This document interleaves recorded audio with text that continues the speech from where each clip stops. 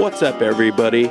On the NCF&B pod, we've been known to inform you all of some awesome events going on around town, so join us and Walter Magazine at Transfer Co's brand new event space for Taste of the Wild. It's a locally sourced collaborative dinner which is presented by Great Outdoor Provision Company. This event honors the outdoors and emphasizes North Carolina agriculture, ethically sourced meat and seafood, as well as preserved lands where wild ingredients grow. And you know it's going to be awesome because Locals Oyster Bar, Longleaf Swine Barbecue, Full Steam Brewing, and my buddies over at Y Hill Kitchen and Brewing are all there to discuss sustainability, wild foraged ingredients, and the importance of eating local.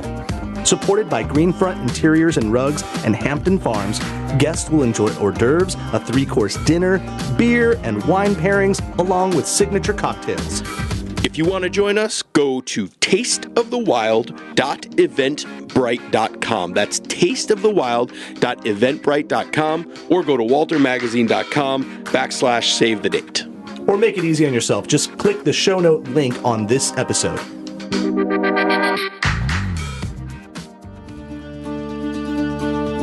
You're listening to the North Carolina Food and Beverage Podcast. Visit Johnston County. And to learn more, go to johnstoncounty.nc.org and come explore JoCo for yourself. You are listening to the North Carolina Food and Beverage Podcast. Thank you for downloading and subscribing. Coming to you virtually live from high atop the historic Raleigh building in beautiful downtown Raleigh. The NCF&B takes the listener behind the scenes to tell the stories of the people that contribute to the creation of the food and beverage community of North Carolina. And now, the misfits in the dish pit, the faces of the front. They are Max Trujillo and Matthew Weiss. Hello, and thank you for listening to the North Carolina Food and Beverage Podcast. I am your co-host, Max Trujillo. And I am your co-host, Matthew Weiss, and we are venturing back out to Johnston County today. Yep. Kind of figuratively we are. And in studio, we have a beast of barbecue. This guy is the champ of competition barbecue. You guys might know him from Redneck BBQ Lab out there in Benson in Johnston County. We have one Jerry Stephenson here. Thank you guys for having me on. Dude, it's a pleasure to have you.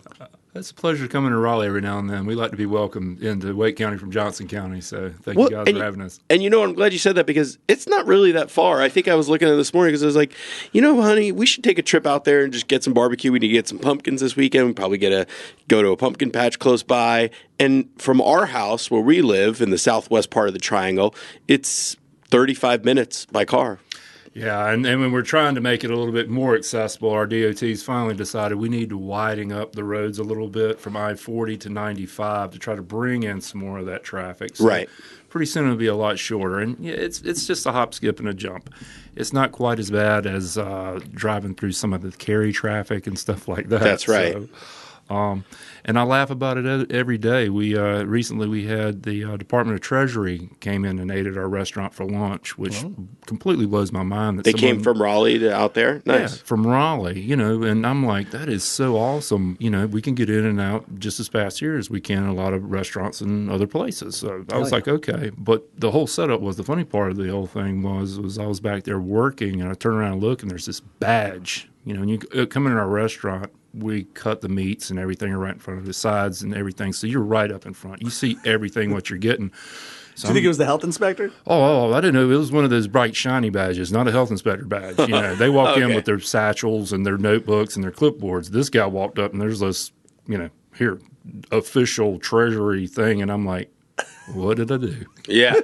Well, why is he showing his badge? Like for a discount or what? Oh, no. Well, they get discounts. They all know. I mean, we have first responders and all of our policemen, fire departments, and I mean, we take care of them and stuff like that. But what it was, he was trying to get my attention, and he got it. He got it real quick.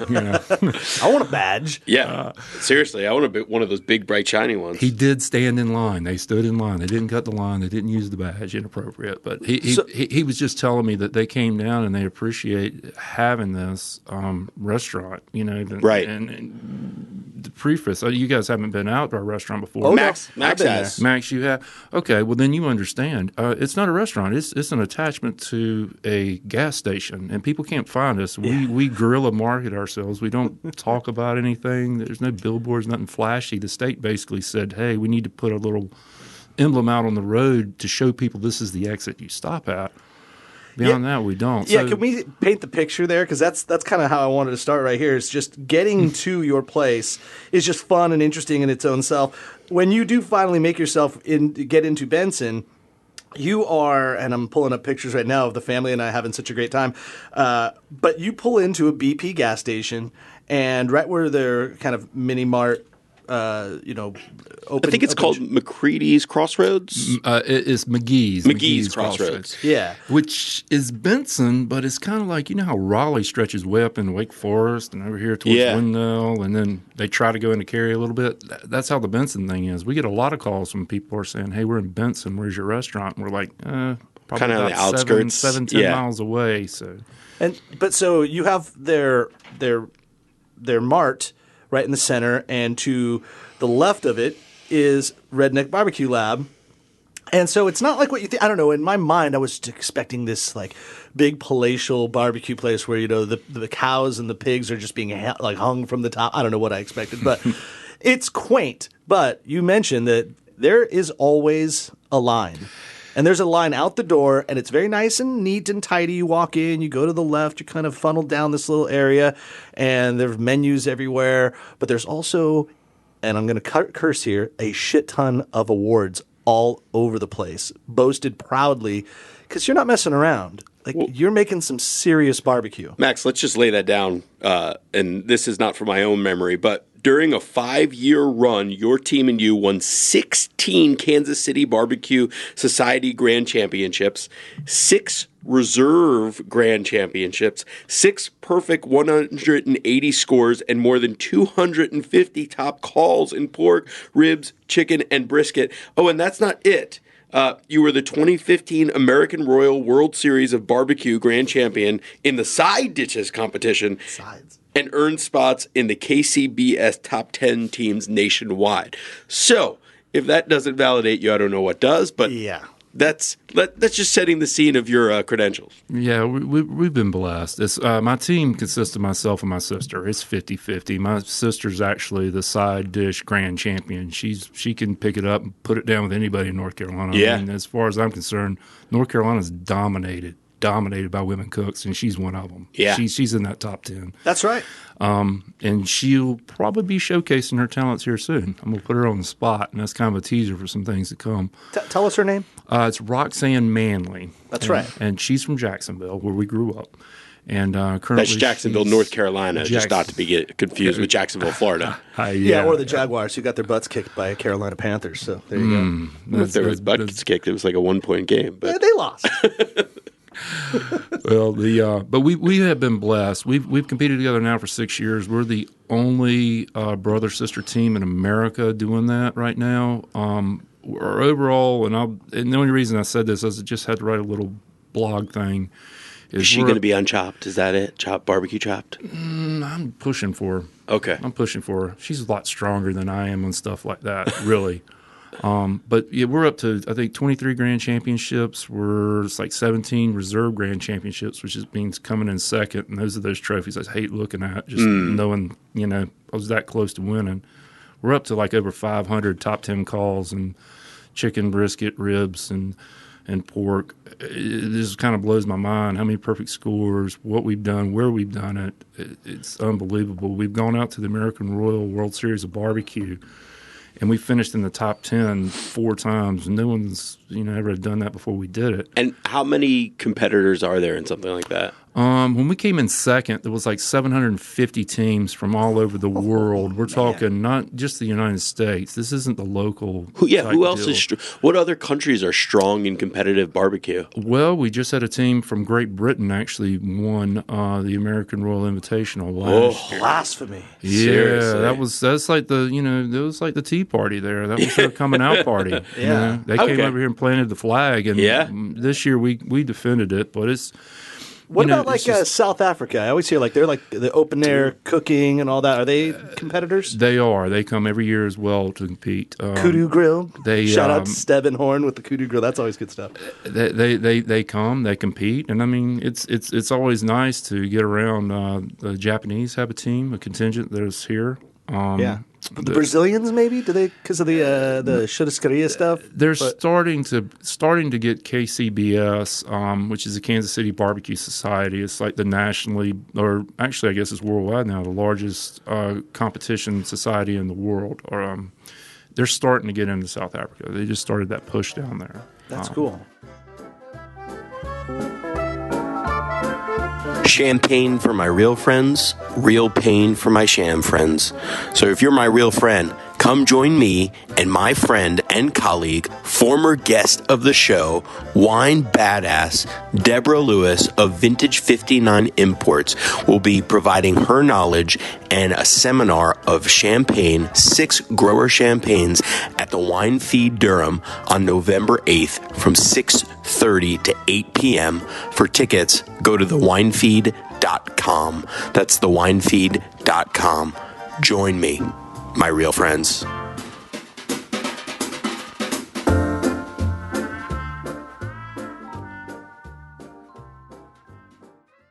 Oh, but I got to know. It's a brother-sister team.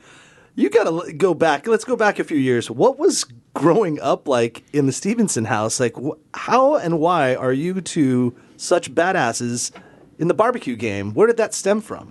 Growing up, we were like cats and dogs. I mean, we were at each other's throats, and then who was the cat? Who was the dog?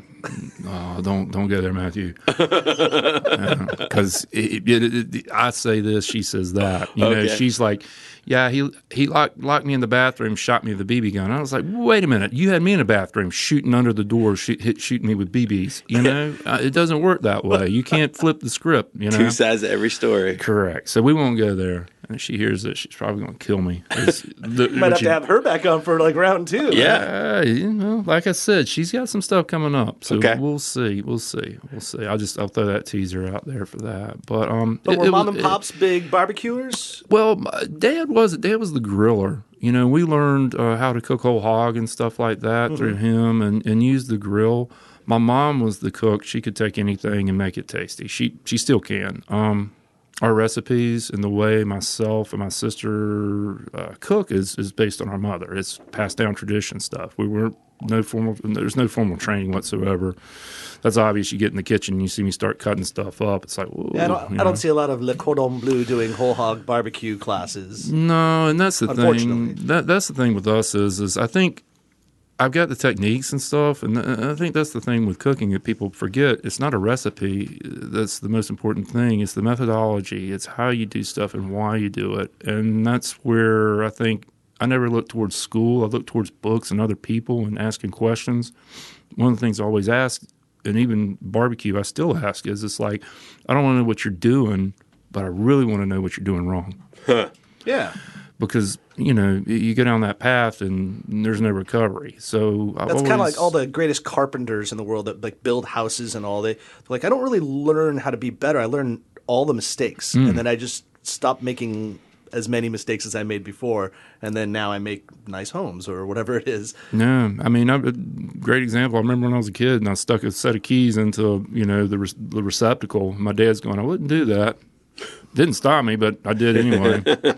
And you know what? I haven't stuck anything in a receptacle in a while that wasn't a plug with something plastic on it. So yeah. Learned a good lesson like that. What I'm sure people are going to want to know. What you mentioned books and mentors and learning from people. What are your top in this game, books and mentors? I think the number one mentor that I've had is my mom in cooking. Literally everything that I do. Does she have a book out or anything? Man, it's like you read my text this morning. My mom hits me up, and I mean, I'm going to read this to you. Okay, you said it. Oh, yeah. So this is what Mom said, and this is another nugget where it comes from with all my ideas. It's like every day we just had our managers meeting, I'm bouncing ideas off of them about stuff, and they're looking at me like, stop, just stop. You're an idea a minute guy? Yeah, I get it. Middle of the night, my phone's full of notes and full of stuff, full of ideas, banana cannolis, banana pudding cannolis, stuff like that. Yeah, That's what I woke up Sounds to like this a morning. very good That's a idea. good idea. Yeah, and I figured out how to do it, how to hold it together using some soy lecithin, anyway. Yeah, so that's the thickening kind of, agent, that's the kind of stuff that just kind of goes through my head and stuff. But ironically, Max, this is what Mom says. Good morning, son. I was just thinking, what about publishing a Redneck BBQ Lab cookbook? You could call it Mama's Favorites. Love, Mom. Nice. Yeah, let's get that in the works. Mama Stephenson. That's scary. You guys said that. So. More importantly, I like that your mom starts a text message so formally with "Good morning, son," Oh, it's always like that. comma, space. It's how they let me know, like when someone passes away or I forgot somebody's birthday. So a lot of times I say good morning, son. and it's like you get the shivers start going on, and then all of a sudden it's just this relaxation. She says, "Hey, let's write a cookbook." And you're like, "Yes, Mom, let's write a cookbook." That's actually a really good idea. All right, before we get into the cookbook thing, though, how does one get so kind of along with Max's question? So Mom inspires you. She makes everything taste good. You guys learn how to cook. How do you then decide, okay, I'm going to get into competition barbecue and get that serious about it? Where that kind of started, I'll lead you back to college. In college, I kind of put myself through college, and I had to cook. My mom taught me how to cook. That's where the recipes and stuff came from. Chili, spaghetti, vegetable soup, stuff like that. Started with the basics. And I cooked some whole hogs in college to make some money on the side for fraternities and sororities. Knew how to do that. And I was like, hey, this is pretty easy, and got good at it.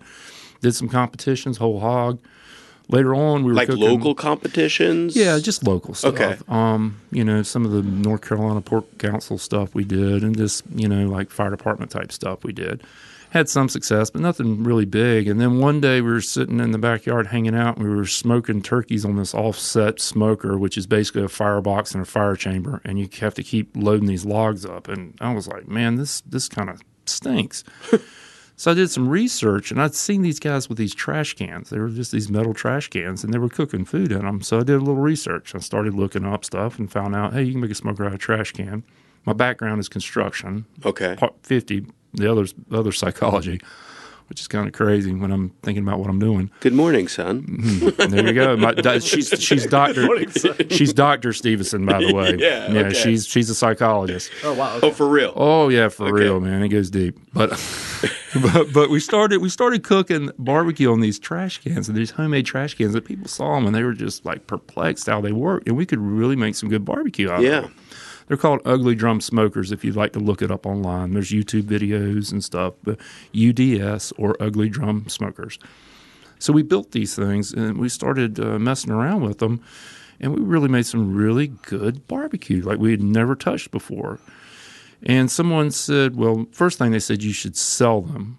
And so I said, of course. So we started selling them. And then after a while, it's like, what do you call them? I'm like, I don't know, drum smokers. And people would ask how they worked. And I was like, I explained the physics, how backdraft works and hot air rises, pulls cold air on the bottom. And finally, we started talking about it works by Redneck Science.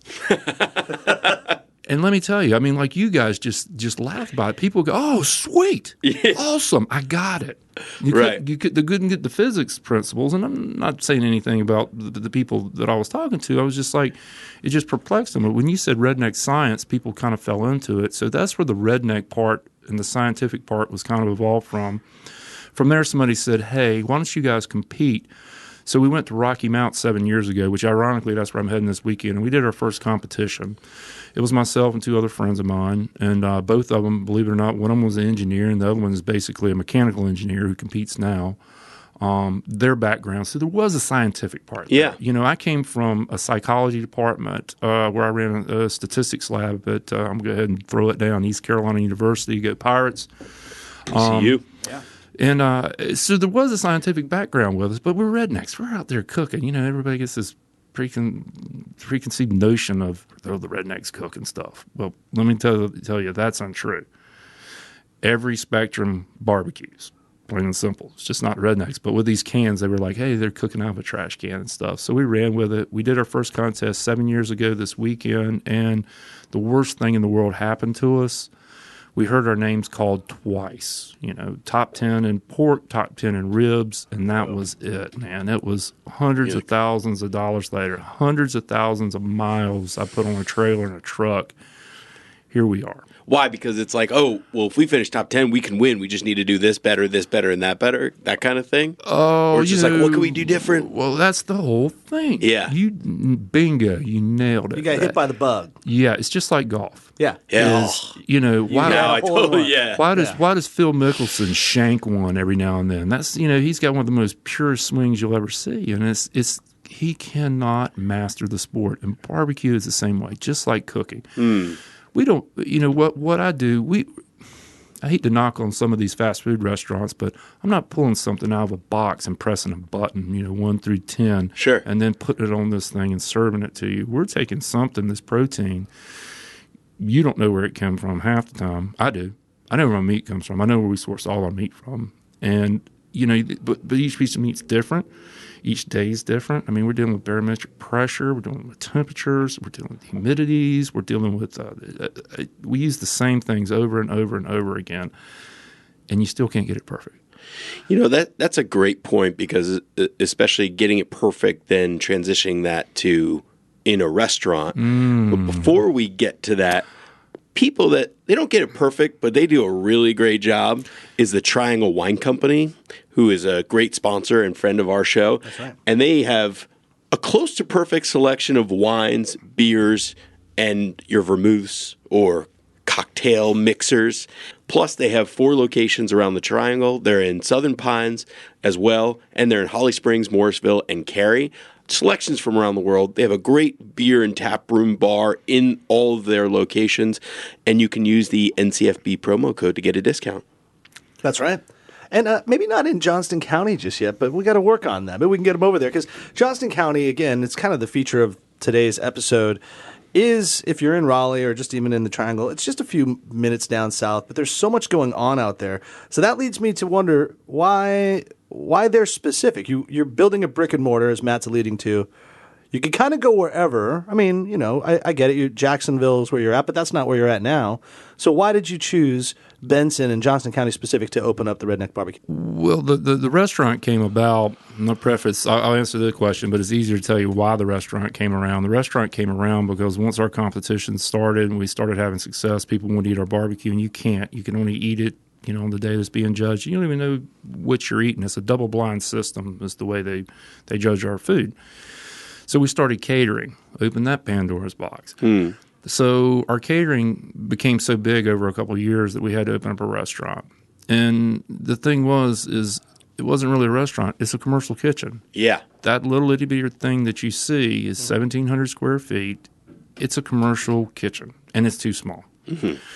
And we had a couple seats out front. There was 23 seats, and that's where that came from, opening up a restaurant. It was never intended to be a restaurant. It was never, because we started this with no business plan. I mean, there was nothing. The recipes were in my head. They still are. I translate it from my head to a piece of paper, and then I go and I pour the salt in my hand, and I take it to a scale, and I drop it on the scale, and I go, 50 grams of salt. There we go, kosher, diamond crystal, and write it down. That becomes the recipe. Right. And then we perfect it. We work on stuff like we worked on our pastrami, our house pastrami, for 6 months before I'd finally sell it. And I spent thousands of dollars on beef that I ruined just to try to get it right. But that's the thing about, we picked that location, and I'd love to say 75. I'm related to 75% of the county there, which I probably am, with Stephenson coats, Johnsons, and barbers. But we picked that location because it was the worst location in the world, and the rent was right. I wish there was this fairy tale story about, we had this divine intervention and the clouds opened and it hit us. But I do believe we've had divine intervention all along the way with this. So, there's no other way to define this success but by divine intervention. God shaking his head going, we're going to help you boys out here every Right. now and then. So, well, divine intervention and also, what is it?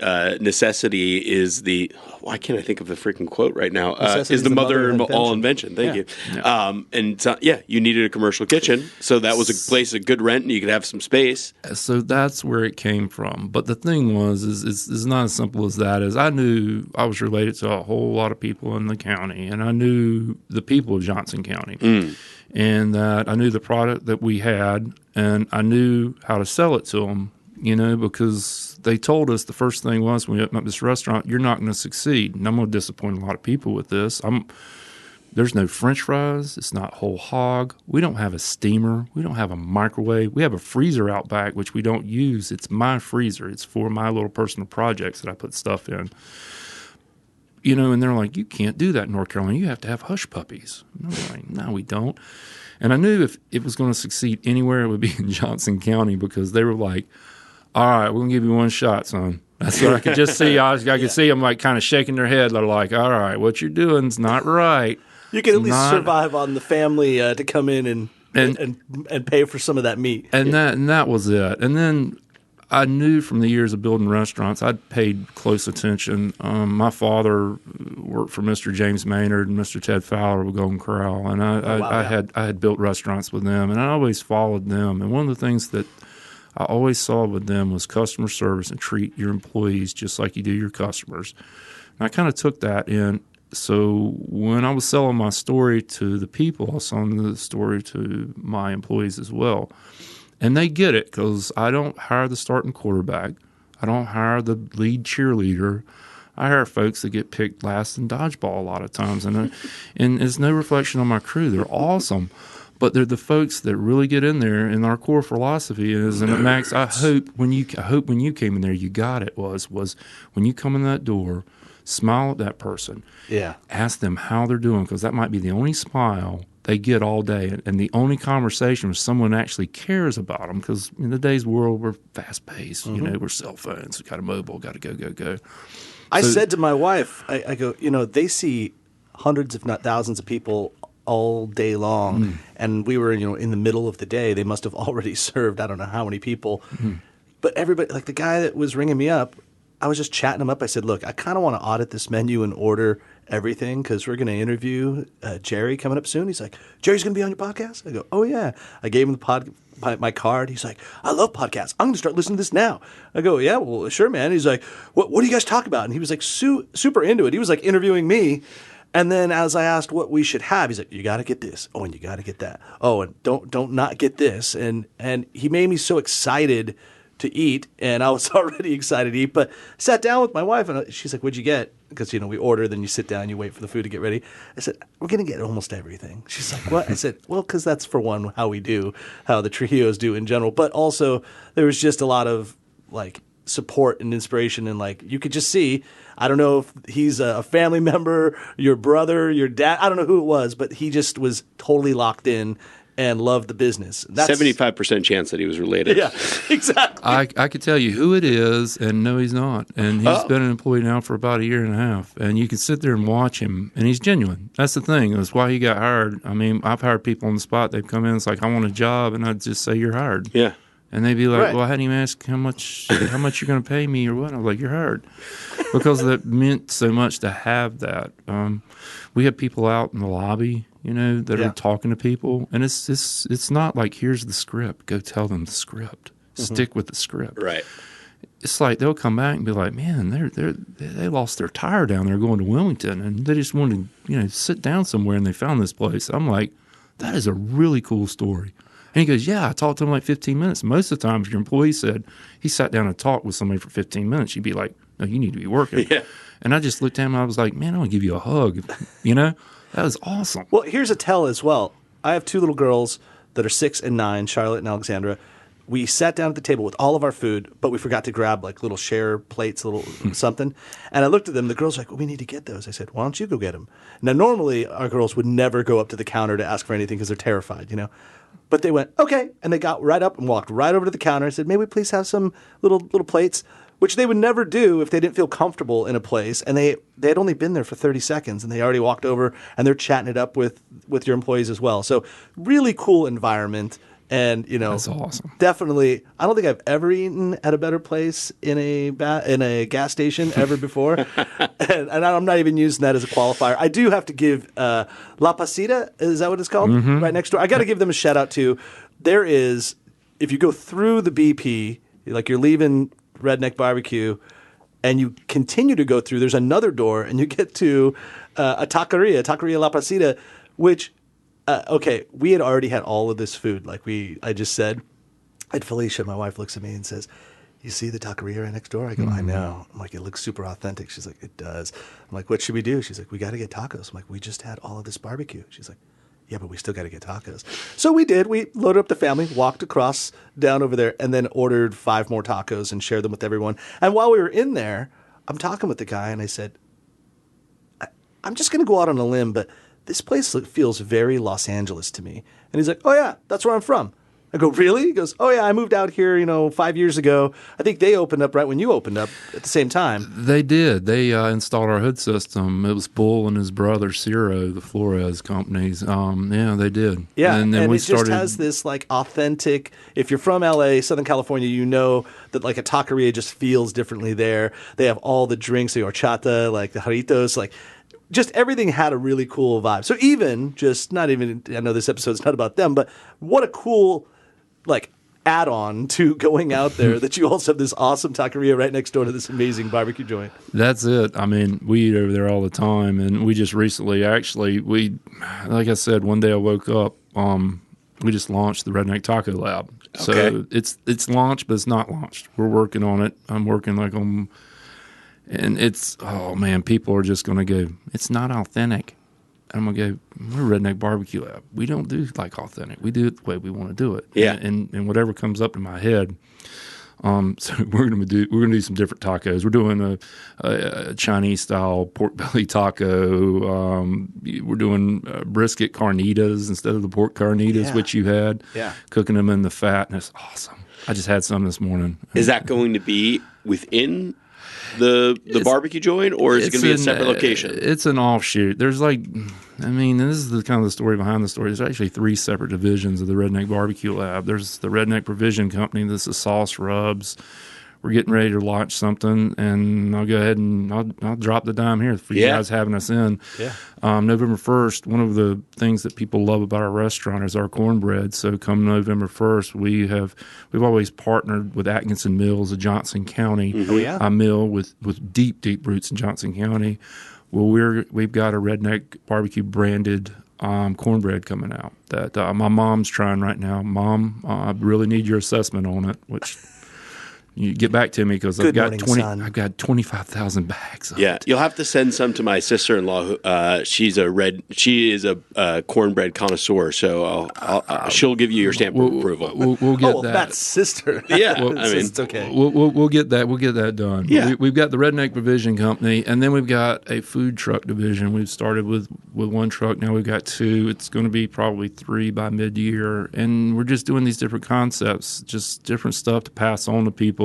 And part of it is, it's not a financial thing with us. It's making a smile thing. Yeah. An intrinsic, you're just inclined to do things. You get a smile sometimes. It justifies getting up at 3 a.m. in the morning. It justifies staying up there. Like, I think I went to bed 10:30, 11 o'clock last night, drug myself in bed and then drug myself back up. It justifies that. So we got a lot of different stuff going on, but the tacos is where we're having some fun with. We're playing with. That keeps us fresh in the kitchen, so to speak. Can I say, too, on that same self-indulgent day the Trujillos had out at the Redneck Barbecue Lounge, then at the taqueria, we went to Deep River Brewing right after. Because, really, there is a lot of fun stuff to do in Johnston County. Yeah. We go to Deep River Brewing to hang out, and they always have a food truck there. Guess who was there? It was the Redneck Barbecue Lab food truck making tacos.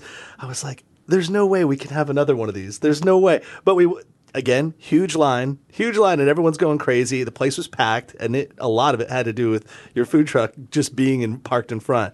So, I mean, it's just crazy, but you're doing it, man. You're doing it everywhere. Such good reasons to go to Joco. Well, that's our thing is wherever we go, we're just right there. I mean, we're at the crossroads. I say it's the crossroads of North Carolina where I-95 and I-40 cross. I mean, that's an important area. And the things that are going on there, I would love to talk about the stuff that's going on there and the opportunities that are coming up in Johnston County. Go for Miss it. Ashby.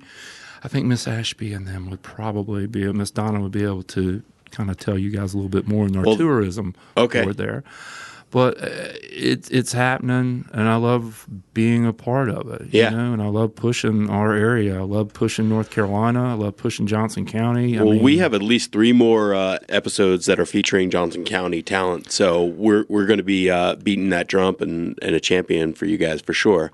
But getting back to your story, I want to know how, because you said all the recipes are in your head, and so but now you have 3 divisions of Redneck Barbecue Lab and a restaurant where, so is that to say that, so if Max and his family go back, they're going to get something and they order all the same things on the menu, it's going to taste completely different because it's a different day? Or, so how do you achieve consistency on that? It is the scientific part. It's the scientific part I brought my background. I had a college professor that math bored me. Yeah. It did, and then I got to college and I'm like, I got to do statistics. And I was a graduate student, and I'm like, I do statistics. And I had a professor there named Dr. Carl Wunsch. And one of the cool things he was doing, he brewed beer. German fellow, of course, brewing beer, homemade beer. And I just thought that was fascinating. And then he started talking about how the statistics were applied and how you to create a consistency in your probability of errors and stuff like that. Practical application for an interest that you have. Correct. And Good then teacher. we took it from there, and I started doing my rubs and my spices, started measuring them, and I learned that, Morton's kosher salt is a different density and a different weight than Diamond Crystal kosher salt. And I'm like, you got to be very careful with that.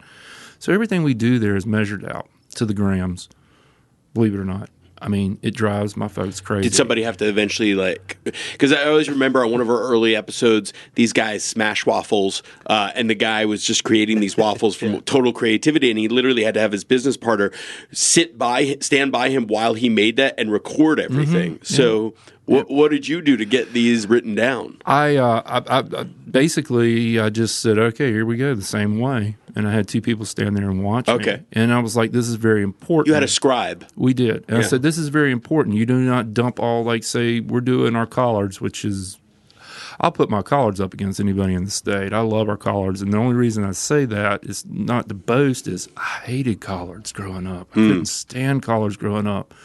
And I knew when I opened up a barbecue restaurant, I had to learn how to cook collards and how to make collards. So, apologies to your mother, because she's the one probably making those collards. Oh, my mother came and ate, and the first thing she said was, she goes, "These are not my collards, and this is not my cornbread." And I was like, oh my God, I've made Mom mad. What have I done?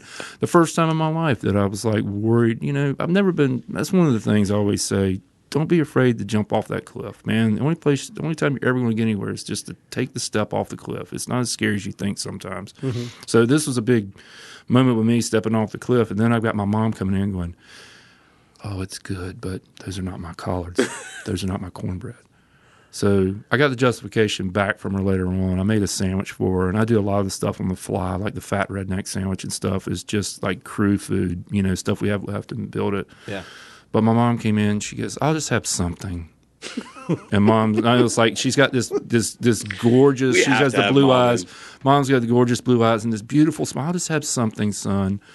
So of course I gave her collars, and I was like, I got to do something here. So I made a sandwich, and it was our smoked turkey.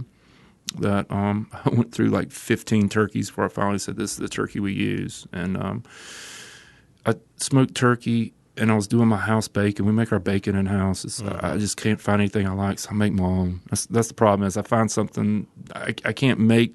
I make something better than I can find. So I put this sandwich together with turkey and bacon and some of my sauce on it. And I sent it out there to Mom with some cheese. And I looked out there and she smiled. And I was like, oh. And I snuck up behind Mom and I'm like, "So you like that?" And she goes, "Yeah, this is pretty good. I kind of like this." I said, "Good. It's called the Judy." That's my mother's name. So that's kind of the funny story of that. But it is a measured thing. We do stuff, and it's consistency because we're in an inconsistent game in what we cook with the proteins we cook. Any given day, stuff's different. It finishes. There's no given time. It drives you crazy. And there's this old adage in barbecue: it's better to be looking at it than waiting for it. So we cook our meats in the morning, our briskets and pork. They're already on for tomorrow.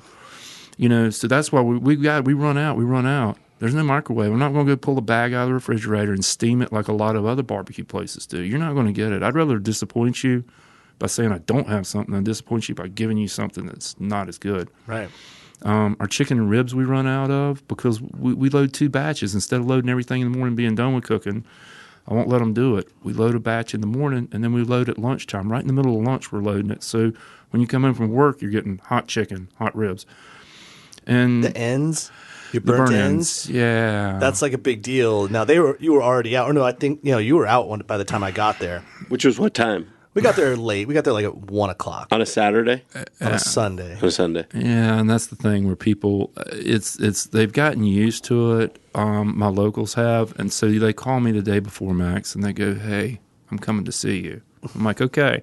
Are you coming to see me or you want something? And they're like, coming to eat. Yeah, we want a pound of this and a pound of that and a rack of this, And that's what it is. My relatives, there'll be something up on the board, and I'll look. My relatives have got it up on the board because if they want it, they want it, and they'll call ahead and let us know. So. Yeah, friend of the show, Stephen Such, he told me, he was the first one that mentioned how we had to go out there to Redneck BBQ Lab, and he told me, and I didn't listen to him, he's like, dude, get out there early. You got to get there because you got to get the burnt ends. And so maybe the Trujillo Weiss clam will go back there together. I'm going to say, we're going to get there like 11 o'clock when you guys open. That's when you want to be there. I mean, you really do. Because that's the thing about barbecue. It's best in the morning. Man, we had a guy walk in at 9 o'clock when our manager's meeting. He walks in and goes, I want some barbecue. It was this morning. He goes, he wanted a clean toilet. And we're like, go ahead. And you didn't have to tell us that part. Oh, we get it all the time. They're like, can we use your toilet? And it's like, yeah, trust me. Especially you come in with your little girl and like, I need to use the toilet. I'm like, please use our toilet.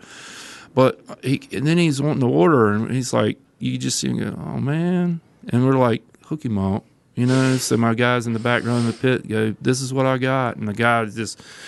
It was Christmas, face lit up like a thing, and so he got hooked up. It was at 9 o'clock this morning. We have truckers come through. They'll spend the night outside, and they'll come and get a rack of ribs because they're like, man, we sat outside and smelled this all night, and I got to get something. So call ahead. Please call ahead. You can order online. You can call ahead. Oh. I don't want to disappoint all about you. That. Don't want to disappoint you. That's my thing. It's not $1, because if we wanted to make dollars, we wouldn't be in the barbecue business. We would be in the pizza business or something with a better profit margin and less hours. We really love making people happy, and that goes for my employees. They genuinely want to make people happy. They hate to disappoint you.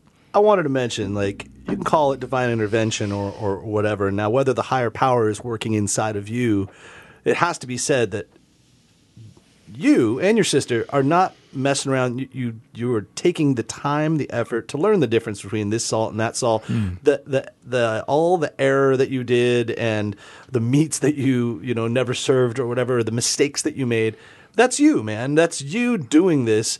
And why? Because you have this strive and this drive to make as good as you humanly can make food for all of us to enjoy. So that's something that should just not be glossed over, because a lot of people will be like, that's good enough. That's pretty good. Like, this chicken's decent. And it is. But is it the best? And could you just do 2 or little steps differently? Like, you learned every time you cook, you learn, or you make a mistake, but you learn hopefully from those. And it seems like you're taking notes on your mistakes, and you're ambitious enough to try something different. So that's, I think, what's separating you from the pack.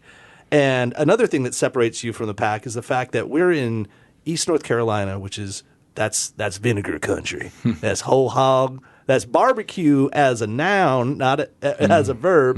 Meaning, you say barbecue and it's pork and it's just shredded pork. Carnitas. But you're also doing brisket. You're doing Texas style. You're doing Kansas City style. You're not completely East North Carolina convention. You're doing kind of what barbecue is all about. And that I applaud you for too, because hey, East North Carolina barbecue, you can't do better, right? But but you also can do other things that help show barbecue as a whole. So was that ever a pushback, or was that intentional where you're like, you know what, I'm going to do it all? And did anybody have anything negative to say about that when you decided to do everything?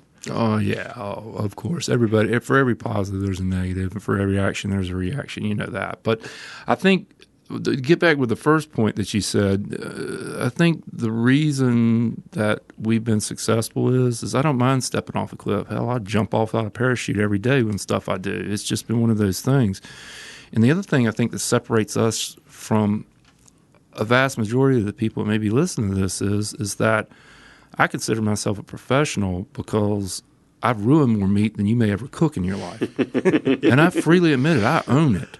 But what you said, Max, is true, is you have to – a lot of times when people fail at something, they get so wound up about, oh, I failed. With me, it's like, okay, what did I do wrong?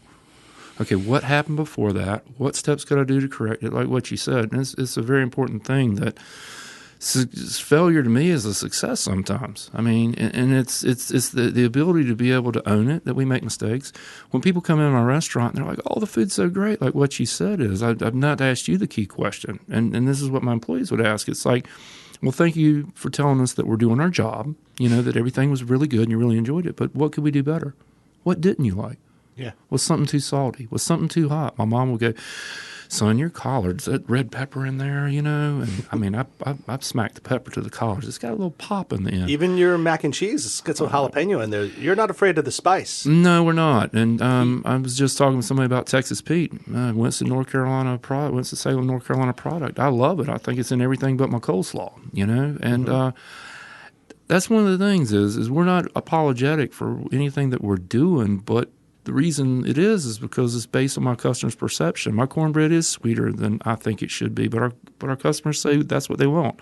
My barbecue sauce, it came from competition. It's really sweet, and I'm like, I don't really like sweet, but folks like it. So you go with what people tell you. We keep a pulse on our community, our folks, as I like to say. We have our folks. I mean, you come in.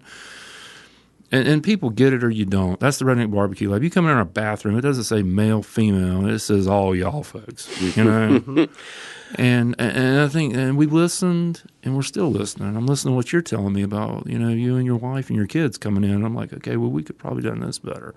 Did the kids get a Dole Whip? I didn't hear him say Dole Whip or anything. Did they try that 10-layer chocolate cake? And that's the stuff in my head, that I'm thinking. Well, let's talk about one other mistake, and I wonder where you're going with this and something you learned for. Cooking fish on barbecue chopped, threw you for a loop, it seemed like. Yeah, that was the first F-bomb. When did that episode air, by the way? It was last year around February or March. Okay. And I'll answer your question, and I'll tell you kind of the punchline with my daughter. And actually, I quit shop before it even started. Some of the redneck stuff that we had going on, they had this connotation that I was this dude that I really wasn't, which I love those conversations with people. They wanted you to be Larry the Cable Guy or something like that? Oh, yeah, Larry the Cable Guy, not backwoods guy, not really literate. And I'm looking at the lawyers, that we're Skyping with. I'm going, I have more college education than you do. I have more degrees. Yeah. It's okay, guys. This does not fit into our plan. And they're like, exactly. They wanted somebody to come in rough and tough and throw stuff around. Right. And it wasn't me. And they kind of got it. But, getting back to that episode, it was an awesome time. Oh, man, I love representing North Carolina. I wish they had the 18 hours I put in for that little spot. Wow. But what we talked about in North Carolina, they got some good stuff, but they missed about how everything North Carolina. And then when we get there and we go and we open that basket the first time, they open it up. And so for people that don't watch, you go and you get a basket of food that you don't know, or I don't know, maybe you do know. Zero right? clue. And you got to put something together. You have zero clue. They have got their kitchen. I'm slightly OCD. Well, probably OCD. But they got their kitchen all messed up. They're trying to create that drama. They're trying to create this. They already told me that, I thought I was getting on a smoking show. And they're like, well, you're going to Harlem to cook. Well, there's not many smokers in Harlem. Yeah. Then you get there and they're like, well, you can't use the oven. And you have to use this Lodge cast iron grill pan. Is that a good idea, Jerry? I'm like, no. Oh, it's a train wreck. You're creating a train wreck. You're like tying our hand. Never mind. Because everybody, it was a fair competition. Everybody had their hands tied behind their back, and everybody did well. But yeah, I opened up that basket and there was fish in there, and I won't say who, but it's like, oh yeah, I love fish. And then you got somebody else going, yeah, I know how to cook fish. And then you got these two people, I won't say who it was. We kind of looked at each other and I'm like, we're effed. And he's looking at me, I'm looking at him, I'm like, oh, fish. And they're like wanting this reaction, and I wouldn't give it to them, and just wouldn't give it to them. But yeah, you open up that basket and you bring me up there to cook barbecue and you give me 2 pieces of bait, man. And that's what one of the judges, the Chris guy, looked at me and goes, Jerry, is there something wrong? I said, yeah, man, you gave me a piece of bait. So bait ain't barbecue. Yeah. I said, what's this? And then you've got another judge on there who I was kind of trying to figure them out. And they're like, oh, well, we have it as indigenous to the streams and the mountains and little. And I'm like, what the hell does that got to do with barbecue, man? Again, we can barbecue anything, but I'm like, man, it's like taking. Oh, those producers were so proud of themselves. It's taking a pastry chef and going, make me a salad. Yeah, why? What's the point of that? Exactly. I laugh because like on Top Chef they did one like cook this meal without your knives, and you think about it, you're like, okay, that's I guess fine, but where is that a scenario in life? Like Jerry Stephenson is not going to smoke fish for you. I mean, you might at home or whatever. That's what I'm wondering, though. Why? I get fish out of water, no pun intended, but I get like, what would you do in this scenario? Well, you'd probably just have your friend that knows how to cook fish cook that. Because this isn't what I do. I do this. Well, I was very comfortable with fish, and this was the whole thing. Do you have a barbecued or a whole smoked fish on the menu? There's a salmon. There's a smoked salmon that we have online on our YouTube channel, and it's very appropriate and stuff. But the thing that kind of threw me for a loop for that was I was like, okay, I'm just going to fry this fish and make coleslaw. That's what we do. I mean, I grew up in Jacksonville, North Carolina, right there on the coast, Sneads Ferry, Topsail Island. That's what we do. And then you got a producer saying, you have to grill stuff. And I'm like, seriously? They're like, yeah, you can't really fry stuff. You can't really bake stuff. You can't really saute stuff. You need to grill stuff. And, and it's like ringing your head. You don't grill stuff, you're going home. And chop, if you get cut, you're going home. They don't tell you that, but I'm going to tell you, you get cut, you're going home. I don't care what they say about bandaging up. They see you bleed, they ain't eating the food. And then, and then with us was the whole thing was it was like it has to be North Carolina and it has to be grilled. So you're just like, man, really tie your hands behind your back. But it was a disappointment. And then two other disappointments after that was seeing that. I didn't mind being chopped. The episode was awesome. I enjoyed it. And I think they got what they wanted from me and I got what I wanted from them. It was really nice. It was a great experience. 80 people. Not many people get to do that. And I'm here going, North Carolina, North Carolina, North Carolina. And I got my message across to my kids and my mom. That was very important for me. I was like, look, y'all can cut everything, but don't cut these 2 little lines I'm giving you. I'm giving you some gold. Yeah. I mean, I even threw down some Everett Brothers, and they cut it. On my exit, I was like, you can't cut the Everett Brothers. Wow. It's like that judge on the end was telling me slaw is red. And I'm like, no. Oh my God. No. But 2 things that was disappointing was one was watching the episode live.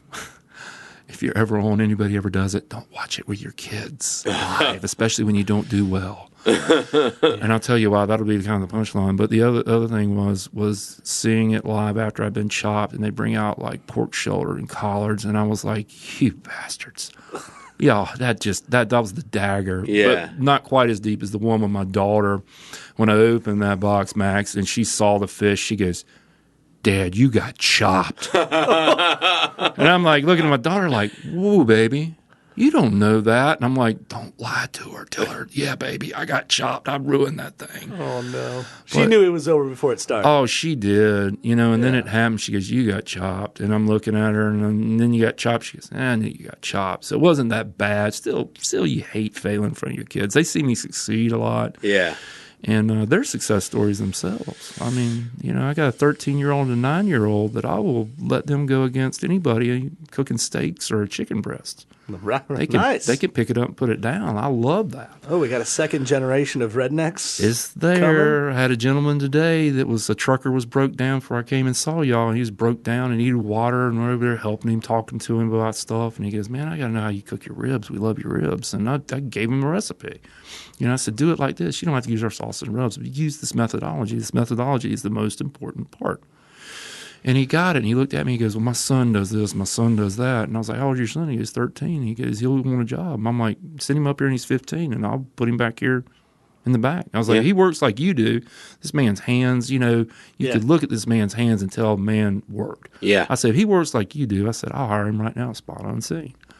I like the idea of giving recipes. It's what Chef Tom Cuomo over at Papa Shogun just mentioned with Wiley Dufresne, who's doing this crazy molecular gastronomy and wild, recipes. And he's transparent about it all. He's like, yeah, I'll let anybody know how I'm doing whatever, because in the end, you still got to accomplish it. You still got to do it. And more power to you. If you do take what I've given you and you do something great, well, then you win by giving out that recipe, right? Like, that's you're it. like, yeah, I feel good knowing that somebody else could do it. And then if they don't succeed, you're like, well, then that's why you keep coming back to the lab. Keep going back here. And that's it. I think in my mind, this is the competition, and my sister will go, yep. Basically, in my mind, I can give you the meat, I can give you the recipe, I can give you the rubs, I can give you the sauces, I can give you the smokers, I can give you the charcoal, I can give you everything. I'm still going to beat you. I love it. I mean, I'll give you a head start. I'm still going to, but that's the competition side in us.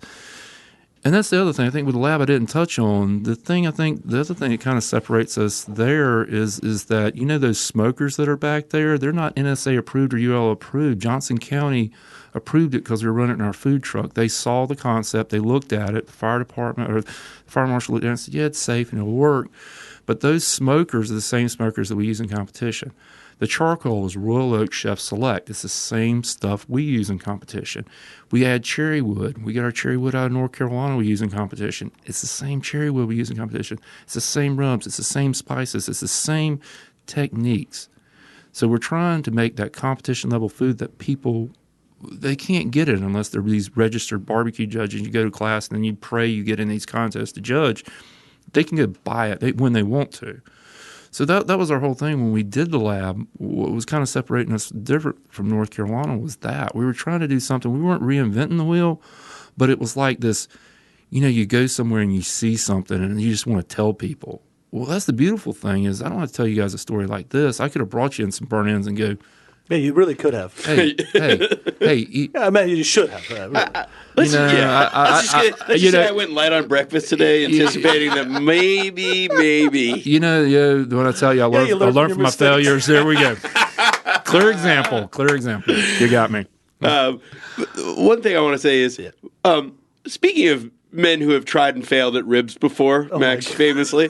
I just don't tell my failures as much, but damn, I don't even need to win at ribs. I just want to make some ribs that I want to eat. That'd be good with that. So I definitely need that.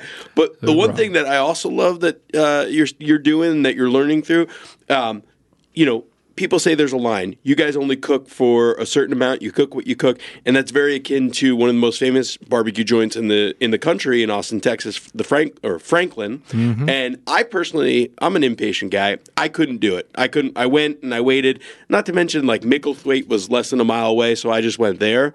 But what I love, as you said, you can order online there, and my wife, who's even less patient than I am, will be very happy to know that. So we can get your barbecue, you're saying, if we just pre-order it. That's it. I mean, you can get anything you want. You guys tell me 365 days ahead of time, I'll have it for you. That's what I say. We're all about making people happy. And Micklethwaite and Live Barbecue and Black's has actually got it going on in Austin. Franklin's good, but... Well, it just has the name, I guess, right? And maybe they conjure up some extra hubbub because they have that line there all the time. They do, and a lot of it's we covet what we can't have, right? And that's the thing with Franklin. I mean, it's a limited amount, and they run out. You ever in Austin again? Go to Lexington, Texas. Go see Miss Tootsie. She's 83 years old and makes some absolutely perfect barbecue in this backyard kitchen. Okay, they're only open on Saturdays. But that is my tip. If you go to Austin, skip the line for Austin or for Franklin. It's good. It's really good. I mean, there's nothing wrong with it. But I'm like, it's not worth the wait.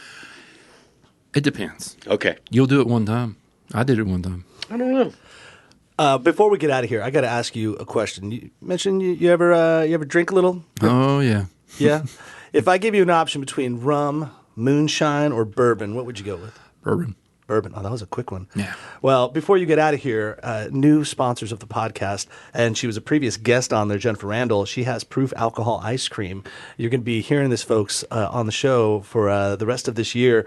But Mr. Stephenson, you were the first to partake in what we wanted to give you as our gift bag, some caramel bourbon ice cream from Proof Alcohol Ice Cream, coming out of South Carolina. Dare I say we broke the NCFB? We keep it in the Carolinas. Yeah, right? Like, Yeah, it's we're the all Carolina family. Panthers. I love how South Carolina always claims them until, Cam Newton goes down, then they're like, damn North Carolina team, what are they going to do? But no, think differently about dessert. You can put a little bit of alcohol in your ice cream, put it together. Conveniently also available at Triangle Wine Company, which is pretty cool too. So see how that all merges together. But you can go to Proof Alcohol. You can go to proofalcoholicecream.com to learn more, or just check out some local establishments in the area. You can get it at so many new locations, and a lot more to be heard as it goes on. 7% alcohol, made with real grain spirits, and amazing, delicious flavors. I mean, it's kind of everything. Yeah. So, now that you've heard that, well, everybody that's listening up, I hope you get out to Johnston County. I hope you go check out the Redneck BBQ Lab. Say hi to Mr. Stephenson over there. Probably his mom, because she'll be there too. And go there, get some Proof ice cream. That gives a whole new meaning to eat and drink merrily. Thanks for listening to the NCF&B podcast. And if you've stuck with us this long, review us on iTunes, and remember, 5 stars are encouraged.